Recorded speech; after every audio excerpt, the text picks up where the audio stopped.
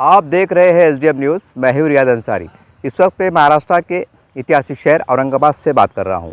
आज मैं महाराष्ट्र के तमाम माता पिताओं के नाम बना रहा हूं, क्योंकि आज जैसा मेरा वीडियो वायरल हो रहा होगा या आप देख रहे होंगे तो 12वीं का रिज़ल्ट आ चुका होगा और हम समझते हैं कि हज़ारों की संख्या में कई विद्यार्थी पास हो चुके होंगे। उनके चेहरे पे मुस्कुराहट होंगी और उसके शायद एक हफ्ते के भीतर उसके बाद 10वीं का रिज़ल्ट आ जाए। तो जो 12वीं में पास होने वाले हैं या हो चुके हैं, उनको एसडीएम न्यूज़ चैनल के माध्यम से आपको दिली बधाई, आपको मुबारकबाद। और एडवांस में जो मैट्रिक में पास होने वाले हैं और आप वीडियो अगर देख रहे हैं, आप रिज़ल्ट अगर आपके हाथों में है, आपको भी बहुत बहुत दिल की गहराई से मुबारकबाद। ये वीडियो मैं इसलिए बना रहा हूँ क्योंकि हम अक्सर देखते हैं कि बहुत से माता पिता वालिदैन से कुछ गलतियाँ हो जाती हैं, कुछ अनदेखियाँ हो जाती हैं, जिसकी वजह से उनको बहुत कठिनाई का और तकलीफ़ का सामना करना पड़ता है। जैसे उदाहरण, जब आप मैट्रिक पास हो जाते हैं अथवा 12वीं पास हो जाते हैं तो आप आगे के लिए पढ़ते हैं। 12वीं के बाद आप पॉलिटेक्निक बोलो, इंजीनियरिंग बोलो, ग्रेजुएशन बोलो, जहाँ भी आप जाना चाहते हैं, आप जाने के लिए आप जाते हैं। इसी प्रकार से जब मैट्रिक पास हो जाते हैं तो मैट्रिक के बाद आप 11वीं के अंदर आप एडमिशन लेते हैं, या कोई आईटीआई में लेता है, या कोई अलग अलग प्रकार से जो लोग पढ़ते हैं। लेकिन जब जो भी एडमिशन होता है, इसका एक प्रोसेस होता है। इसके अंदर रहवासी, इनकम, डोमिसाइल सर्टिफिकेट और ख़ास कर विशेष अगर आप कास्ट में आते हैं, ओबीसी में आते हैं, जो भी अलग अलग हमारे पास जाति होती हैं, विजेंटी है, ओबीसी है, एसटी है, एससी है, जो भी है, तो अक्सर माता पिताओं से एक चूक हो जाती है कि वो समय पे भागदौड़ करते हैं, जिसके कारण अगर सही समय पे अगर आपका कास्ट सर्टिफिकेट नहीं मिला तो वो कास्ट के कोटे से आप महरूम हो जाते हैं, वंचित हो जाते हैं, आपको एडमिशन नहीं मिलता है, जो भी आपकी पसंद का कॉलेज बोलिए या जो भी आप जहाँ जाते हैं। तो इसके ऊपर आप बहुत ध्यान देने की ज़रूरत है। मैं तमाम माता पिताओं से और ख़ास करके मुस्लिम समाज से कहना चाहता हूँ, क्योंकि हर अन्य समाज के जो लोग होते हैं उनके अंदर काफ़ी अवेयरनेस पाया जाता है, एक बहुत अच्छी बात है, लेकिन मुस्लिम समाज में थोड़ी लापरवाही देखी जाती है। वैसा इनके अंदर भी अब जागरूकता आ रही है, बेदारी आ रही है, बहुत अच्छी बात है। लेकिन आपसे भी गुजारिश है कि रहवासी, 1 साल का इनकम, 3 साल का इनकम और कास्ट सर्टिफिकेट, डोमिसाइल सर्टिफिकेट, ये आप निकाल लीजिए, क्योंकि ये सब सर्टिफिकेट निकालने के लिए आपको 15 से 20 दिन का समय लगता है। रहवासी इनकम को आपको 3 दिन में मिल जाता है, कभी 4 दिन में मिल जाता है, क्योंकि रश होने की वजह से क्या होता है कि वो दुश्वारियाँ पेश आती है, परेशानी होती है, तो समय लगता है। और ऑनलाइन जब फॉर्म आता है तो जब पहले फॉर्म भरते हैं तो हो सकता है भाई आपको जल्दी नंबर लग जाए, कुछ आपको सहूलत मिल जाए, ऐसे भी मुमकिन है।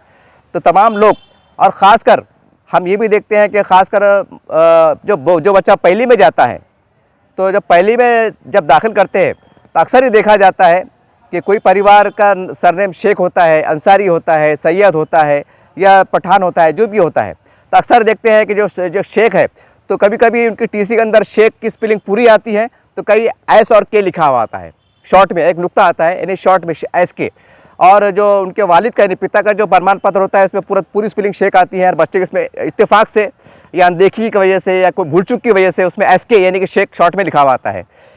जब आप एडमिशन लेते हैं तो आपको फिर दुश्वारी होती है, परेशानी होती है। और ख़ासकर अगर आप कास्ट में आते हैं, जैसे ओबीसी के अंदर आते हैं आप, तो उस वक्त आपको बहुत परेशानी होती है, क्योंकि आपके पिता यानी कि वालिद के इसमें आपको शेख पूरा लिखा हुआ है, बच्चे के इसमें एसके लिखा हुआ है, तो वंश बढ़ाते वक्त आपको बहुत तकलीफ का सामना करना पड़ता है। तो ये भी बहुत आपको ध्यान देने की ज़रूरत है।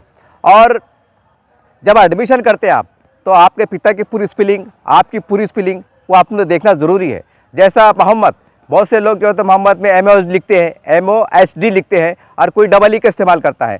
तो आप ये देखिए कि भाई हमारे दादा का, हमारे पूर्वज का, अजूबा पंजूबा के नाम की जो स्पेलिंग है वो क्या है, और वही स्पेलिंग उसमें सेम आ रही है सरनेम के हिसाब से, तो उसके ऊपर बहुत ध्यान दें। शायद आपको कुछ लोग हंसी आ रही होंगी कि पत्रकार बंधु भाई साहब जो तो ये मतलब ऐसी कैसी एक छोटी छोटी बात को हाईलाइट कर रहे हैं, क्योंकि हम देखते हैं साहब, जब लोग गैजेट बनाते हैं ना, जब 2000-3000 रुपये खर्चा आता है, हालांकि फीस कम होती है, लेकिन कभी कभी ज़्यादा खर्चा आता है, भाग दौड़, फिर काम धंधे छूट जाते हैं, छुट्टी लेना पड़ती है। किसी का मान लीजिए अगर 1000 रुपये रोज़ का जिनका रोज़गार है, अगर उनका एक दिन चले जाता है तो 1000 नुकसान वो होता है, और जो गरीब आदमी होता है उसका रोज़गार भी चला जाता है, चक्कर काटने पड़ते हैं, बहुत परेशानी होती है। तो लिहाजा आपसे विनंती दरख्वास्त है कि तमाम महाराष्ट्र के माता पिता जो कॉलेज में मैट्रिक के बाद जाने वाले हैं, 12वीं के बाद आप जो तो ग्रेजुएशन बोलो, ITI बोलो, डिप्लोमा बोलो, वहाँ पर जाने वाले हैं, तो इसके ऊपर आप अपने अपने जो रहवासी है, कास्ट सर्टिफिकेट है, इसकी स्पेलिंग गौर से देख लीजिए। और समय से पहले अगर नहीं बनाया है आपने तो आज ही बनाने को डाल दें आप। ताकि जब एडमिशन स्टार्ट होंगे तो आपको आसानी से आपके पास समय से पहले आपका कास्ट सर्टिफिकेट, आपका रहवासी, आपका 1 साल का इनकम, आपका 3 साल का इनकम, आपका डोमिसाइल सर्टिफिकेट, यहाँ तक कि राशन कार्ड के अंदर भी आपका नाम है या नहीं, ये भी आप सही कर लो। क्योंकि नए नए कानून आ रहे हैं, यकीनी तौर से आपको ऐसा लगता है कि परेशानी बढ़ रही है, लेकिन ये भी याद रखिए कि सहूलत भी बहुत है। क्योंकि सरकार की पहली प्राथमिकता ये होती है कि जो भ्रष्टाचार है, जो कुछ गलतियाँ होती है जिसके कारण से कोई नुकसान भी होते हैं, सरकार चाहती है कि हर गरीब को फ़ायदा पहुँचे, कोई ऐसा ना हो कि किसी कारण से वो छूटे। तो ये भी सरकार की कोशिश होती है। तो उम्मीद करते हैं कि आप इस पर बहुत ज़्यादा ध्यान देंगे। और इसी प्रकार से जो तमाम स्कूल के जो क्लास टीचर होते हैं, हेडमास्टर होते हैं, सोसाइटी के जिम्मेदार होते हैं, समाज सेवक होते हैं, उनसे भी हमारी गुजारिश है कि इतने पर भी अगर बहुत से माँ बाप को अगर पता नहीं चल रहा है, जैसा रिक्शा चलाते हैं, मट्टी काम को जाते हैं, छोटा मोटा कारोबार करते हैं, उन्हें पता नहीं होता है साहब कि एप्लीकेशन कैसे लिखना, कास्ट सर्टिफिकेट कहाँ बनता, कैसा बनता, क्या डॉक्यूमेंट लगते। इसलिए आपसे गुजारिश है कि उन माता पिता जो ज़्यादा पढ़े लिखे नहीं होते हैं या पढ़े लिखे होते हैं, अगर है भी तो उनको सरकारी ज़्यादा मालूमात नहीं होती है, तो आप उनको बारीकी से बिठा के पूछिए। उनका जो आप वो जो बर्थ सर्टिफिकेट ला रहे हैं या कोई स्कूल से टीसी ला रहे हैं या उनके आधार कार्ड की कोई स्पेलिंग की मिस्टेक है, तो आप उनको बोलिए कि दुरुस्त करा लीजिए। ये छोटी छोटी बातों से जो है तो बड़ी बड़ी परेशानियाँ बढ़ जाती हैं और बहुत परेशानी होती है। तो उम्मीद करते हैं कि तमाम माता पिता इसे हल्के में ना लें कि चलो भाई बाद में क्या हो रहा है, एक बॉन्ड लिख के दे देंगे, एक एफिडेविट दे देंगे या गैजेट कॉपी दे देंगे। कुछ लोग ऐसे भी हमें देखने मिलते हैं, तो ये ठीक बात नहीं है।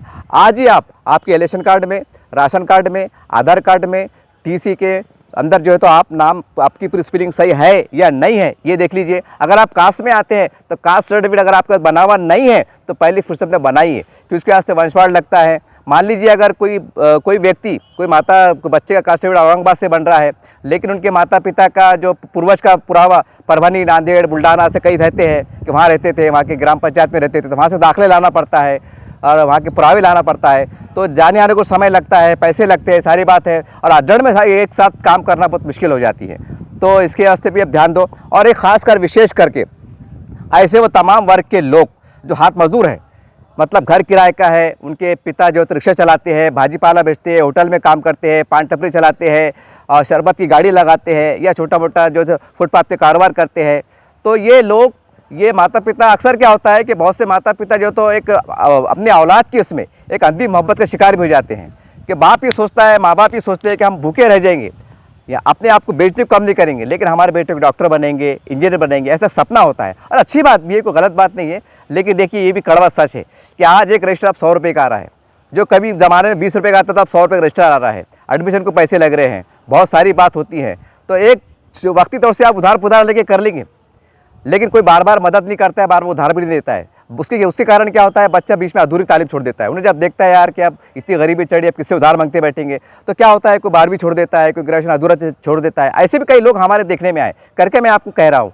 तो उम्मीद करते हैं कि पहले अपने आप को सच्चाई को देखिए कि वाकई अगर मेरा बेटा लायक है, काबिल है, तो समाज में ऐसे कई लोग हैं जो आपकी मदद के लिए खड़े हुए हैं, लेकिन आपकी काबिलियत को देखते हुए। लेकिन आप खाली शौक में पढ़ रहे हैं कि भाई हम 12वीं पास होंगे, अच्छा है कि नहीं पूछा तो भाई क्या पास है आपका बेटा, तो 12वीं पास है, ग्रेजुएशन पास है या जो भी है, तो ये भी चीज़ ठीक नहीं है। तो अपने आप को, हकीकत को समझिए। अगर आप किराए से रहते हैं, परेशान है, तो मैट्रिक के बाद ITI में एडमिशन लेने का प्रयास कीजिए। ITI के अंदर 50 से 60 कोर्स पाए जाते हैं, अलग अलग, टर्नर है, फिटर है, वेल्डर है, AC मैकेनिक है, और जो है तो अपने फर्नीचर का काम है, पेंटर है, डीजल मैकेनिक है, पेट्रोल मैकेनिक है, 2 व्हीलर मैकेनिक है, और जो तो मतलब कई ऐसे जो है। तो आप वहाँ पर जाइए, मालूमात लीजिए। आपको अगर मैट्रिक के बाद कोई कोर्स 1 साल का होता है, कोई 2 साल का होता है, उसका फ़ायदा ये होता है, अगर मान लीजिए अगर आपने 1 साल का कोर्स करे तो आपको वो सर्टिफिकेट, जैसा वेल्डर है, वेल्डर का कोर्स पास करे तो कोई कंपनी में आपको जो तो बुलाया जाता है 1 साल के वास्ते, ट्रेनिंग के वास्ते, आपको भत्ता यानी कि तनख्वाह भी दी जाती है, एक एक्सपीरियंस सर्टिफिकेट दिया जाता है। उसके बेस पे आपकी काबिलियत को देखते हुए, आपकी मेहनत को देखते हुए वो कंपनी जो है तो आपको जो तो अपनी कंपनी में परमानेंट नौकरी दे देती है, या उसके आधार पे आप, आजकल तो बहुत माहौल चाट पड़ रहा है कि लोग दुबई कहाँ जा रहे हैं, और हम देख रहे हैं कि सऊदी अरब में कई बड़े बड़े शहर का निर्माण हो रहा है, हज़ारों लाखों लोग रोज़गार वहाँ पा रहे हैं अलग अलग। अगर आप टेक्निकल फील्ड के माहिर हैं तो आपको वहाँ पर दरवाजे खुले हैं। अगर आप गरीब है, अगर आप पासपोर्ट बना लेते हैं, सब सही चल रहा है, आप वेल्डर पास है, आप जो भी है, मतलब आप सक्षम है, आपने एक बेहतरीन हुनर के मालिक है, आपके पास भारत सरकार का, महाराष्ट्र सरकार का कोई मतलब एक मान्यता प्राप्त सर्टिफिकेट है, तो बाहर की गवर्नमेंट आपको जो है तो स्वीकार करती है, आपको मौके फराहम करती है।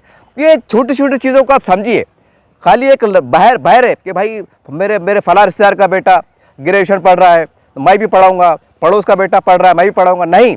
अपनी अपनी अपनी असली हकीकत क्या है, अपन कितने अमीर है कितने गरीब है, अपन कितना पढ़ा सकते नहीं पढ़ा सकते, तो इसके ऊपर भी आप ध्यान दीजिए और प्री प्लान काम कीजिए। ऐसा नहीं है अगर आप मैट्रिक के बाद अगर 2 साल का ITI करते हैं, आपका बच्चा अगर रोज़गार से लग जाता है तो रोज़गार से करते भी आप पढ़ सकते हैं। एक बात ध्यान में कीजिए, आप अगर बाकी आपका बच्चा मेहनती है और वो उसको पढ़ने का शौक़ है तो पढ़े की कोई उम्र नहीं होती है, ये भी आप ध्यान में रखिए। तो उम्मीद करते हैं कि रोज़गार की तरफ, रोज़गार के ऐसे तमाम समाज के लोग जो गरीबी रेखा में आते हैं, सभी समाज के लोग, तो उनसे मेरी एक विनंती है, एक सुझाव है मेरे आपसे कि आप जो टेक्निकल कोर्स के अंदर जाइए, क्योंकि हमारे महाराष्ट्र में औरंगाबाद के अंदर आप देख रहे हैं सतारा परिसर है, वालुज परिसर है, यहाँ पर बड़ी बड़ी इंडस्ट्री आ रही है और इसके लिए दरवाजे खुले हैं। अगर आप ITI होल्डर है, अगर ITI पास है तो आपको वहाँ दरवाजे खुले हैं और आजकल वो सुविधा भी निकल रही हैं। और ख़ास बात क्या है कि आपको 5 लाख रुपए से लेके तो 15 से 20 लाख का लोन मिलता है, आप खुद का रोज़गार भी खड़ा कर सकते हैं। तो तमाम सामाजिक संगठनों से मेरी गुजारिश है कि जैसा आप अभियान चलाते हैं, अलग अलग प्रकार से अभियान चलाते हैं, तो ये भी अभियान चलाइए। कई माता पिता को समझता नहीं है, बाद में नौजवानों की ज़िंदगी बर्बाद हो जाती है। वही नौजवान कहता है यार मुझे पता नहीं था, ना तो मैं 10वीं के बाद अगर ITI कर लेता आज कोई कंपनी में रोज़गार पाता। होता क्या है बेचारा, वो 11वीं 12वीं पढ़ लेता, कैसा पास हो जाते, उसके बाद जो तो ग्रेजुएशन करते, बाद में कोई हुनर पास में रहता नहीं, फिर बाद में नौकरी जल्दी मिलती नहीं। और नौकरों का क्या हाल चल रहा है ये आप देख रहे हैं। कोई बुराई करना मकसद नहीं है, लेकिन कुछ सच्चाई को भी देखना पड़ेगा, अपनी योग्यता को देखना पड़ेगा, हमारे आसपास के हालात को देखना पड़ेगा। और हमें ये मत सोचिए आप, मैं तमाम युवाओं से कहता हूँ कि आप ठीक है, आप रोज़गार की तलाश में, लेकिन ये भी मानसिकता पैदा कीजिए कि हम रोज़गार देंगे। शायद आपको हंसी आ रही होगी कि यार हम तो रोज़गार के चक्कर में यार ये पत्रकार साहब कह रहे हैं कि रोज़गार देने वाले बनेंगे। यकीनी तौर से बनेंगे। अगर आप डिप्लोमा करते हैं, पॉलिटेक्निक करते हैं, ITI होल्डर करते हैं, मान लीजिए मैं उदाहरण दूंगा छोटा सा, अगर कोई विद्यार्थी अगर वेल्डर पास हो जाता है और वो परफेक्ट हो जाता है और एक बड़ा कारखाना डालता है, यकीन मानो उसके बाद 10 लोग काम करेंगे। इस प्रकार से भी आप रोज़गार देने वाले बनते हैं। अलग अलग फैकल्टी से अगर आप रोज़गार देने वाले बनेंगे तो ये सच्चाई है, ये कोई ख्याली बात नहीं है, ये आप कर सकते हैं। तो आप प्री प्लान काम कीजिए, अपने बड़ों से मशवरा कीजिए, अतराफ से लोगों से मशवरा कीजिए, हमें कहाँ जाना है, किस प्रकार से करना है, कौन सी पढ़ाई सही रहेंगी, कौन सी नहीं रहेंगी। खाली ऐसा मत कीजिए कि आप मैट्रिक हो गए चलो 12वीं पढ़ लेंगे, अब 12वीं हो गए चलो ग्रेजुएशन कर लेंगे, चलो ये कर लेंगे, मेरा दोस्त वो कर रहा, हमारे रिश्तेदार वो कर रहा। एक मतलब अपने अंदर टैलेंट क्या है, अपने अंदर झाँक के देखिए, और माता पिता कितना पैसा लगा सकते हैं, उतनी सक्षम है क्या, वो भी देखिए।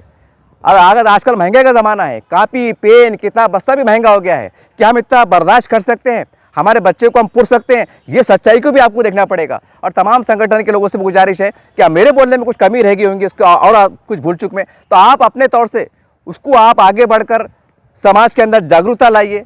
और क्या अच्छा हो सकता है, हमारे युवा पढ़ने लिखने के बाद बेरोजगार ना रहे, इसके लिए कोशिश कीजिए। क्योंकि गवर्नमेंट ने भी कई ऐसे प्रोफेशनल कोर्स, टेक्निकल कोर्स मैदान में लाई हैं, कई कॉलेज खुले हैं, कई ITI खुले हैं, तो उसकी तरफ राग़िब कराइए।